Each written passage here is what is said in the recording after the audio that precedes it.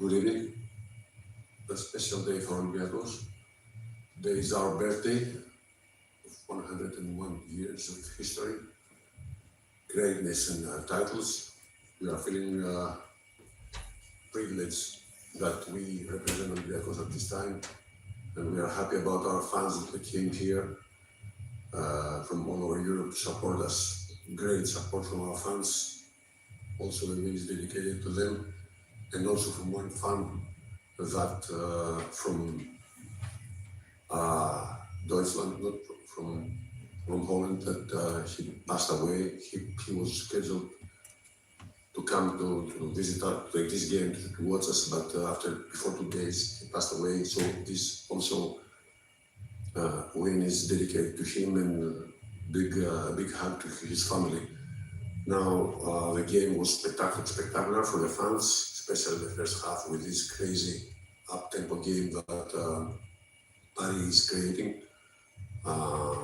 Attacking very fast on offense with huge speed and scoring a lot. But at the same time, we scored 63 points. They told me that it was all-time EuroLeague history for a half-time scoring 13 3-pointers. But for me, the second half was more interesting for us because we cooled the pace down, and our defense accepted like 30 points instead of 55 they scored in the first half. So big appreciation to the players, very important win, and we continue. Thank you. Can you talk about, I understand that you prefer the second half, but can you talk about the three-point shot? Can you try to bring some explanation to why it worked so well today, apart from the pace of Paris? Because Paris is trying to establish this kind of pace in offense. But if you move really fast the ball from the first hit, we had a lot of open looks. If you remember, all the shots that we scored in the first half was wide open. So I think we have, although that Vezego was out, but we have shooters like Alec Peters, Tyler Dorsey, Evan Fournier, a lot of good shooters, Corey Joseph, everybody can shoot the ball really well. So we just needed to be smart and to release the ball from the pressure. After 1-2 passes, we had open looks. And now can you talk about the way you handled the second half a little bit more? You found more balance, more physicality, more slow tempo? Yes, although we turned the ball over 10 times, and some of the turnovers was, I cannot tell silly, but cheap turnovers. Just we touched the line 2 times on close-out offense, and at the same time that we tried to control the pace. We didn't want to run because we said in the locker room at halftime that okay, we are up to the score by 8 points, but this is the reason of the game that Paris wants. So don't fall in the trap. Cool down the pace of the game. Execute with more than 3-4 passes, and then the game is going to come to us. As this is as you said, the birthday of Olympiacos, could you share maybe one important memory of yours about Olympiacos? It's the titles with EuroLeague that we won altogether 2013, the championship, the domestic league that we won last year. It was 100 years of Olympiacos, and was really important for the club to win the title. But for me, the most important thing is wherever we travel, to feel the passion and the love of the fans everywhere in Europe, especially our immigrants, our fans. Yes, well. Yeah, that they are not living in Greece, and they don't have very often the opportunity to watch the team. I'm feeling the love and the dedication to the team, and I'm really grateful about that. This, for me, is even more important. How do you deal with how do you feel about the dynamic of Olympiacos? Today you're second place, but how do you deal with this? I mean, your team is always on the top, but you still need to go to the last step. So Yes, what everybody knows in European basketball, we achieved 4 Final Fours in a row, but we were not lucky, especially Calmas, that We lost the cup, we lost the title with the buzzer beater. But we still exist. We still feel that for us it's very important to be in the highest level of European basketball. Every year we are consistent, every year we are trying to win, to achieve as many titles as we can.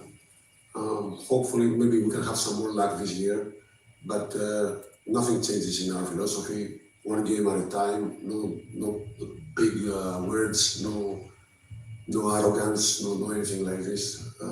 We just respect our opponents every time.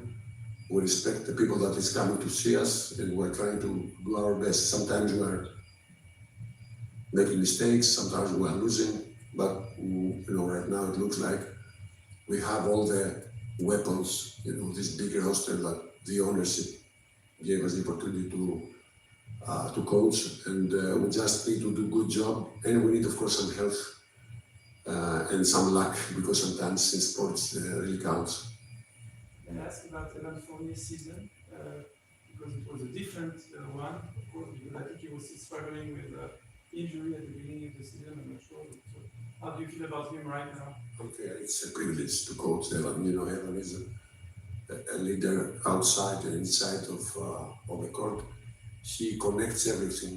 He's a close friend with all his teammates. He deals the same way the other stars of the team and the young guys. So it's a fantastic example how a leader can be. And what about the exchange between you two, the heated exchange? You had a heated exchange after the... In Kaunas. Yeah. No, this is sometimes wherever I feel comfortable with someone and I feel I can tell him whatever I want and he can tell me whatever he wants. This is the relationship that we built up last 1.5 years, and it's about the trust and it's about our blood. As Evan said, sometimes we are exploring during the games just because we are both really ambitious. So one last one, I promise. No problem. There are not other. No, but okay. About Monaco, just because the club seems to be falling apart, news every day. Just want to know if you have any comment on everything that's been going on over there. Well, yeah, my job is not to criticize any other team. Just I would like to handle my team, our team. Of course, it's not good for such a good players and coaches to be in trouble. But believe me, I don't feel that we're going to play an easy game on Thursday over there. We feel that those players, they have pride, and they have, of course, huge potential, and we don't think that it's going to be easy for us. That's good. Let's go. No problem, it's okay. My job. So it's about Tyson Walk. Obviously, it was a special night for his night. Yes. He was. I saw him right after the small ceremony in the beginning. He was really emotional. I think he was crying. And he still managed to stay professional and contribute in his own way during the game. What do you think about him? I like him. This is his body language. This is the first thing that we saw last year in Paris. That this guy has always the right attitude, the body language that is a helper to anybody. And of course, he's so athletic and so fast, and he's so versatile. Just to know, today he plays as a 4, as a 3. Sometimes right now that we are missing our pointers, he plays as a pointer. So it's a big, how do I say, it's really good for a coach to have a guy that can cover anything that we are missing. This is nice. Thank you guys. A lot of backwards. This interview.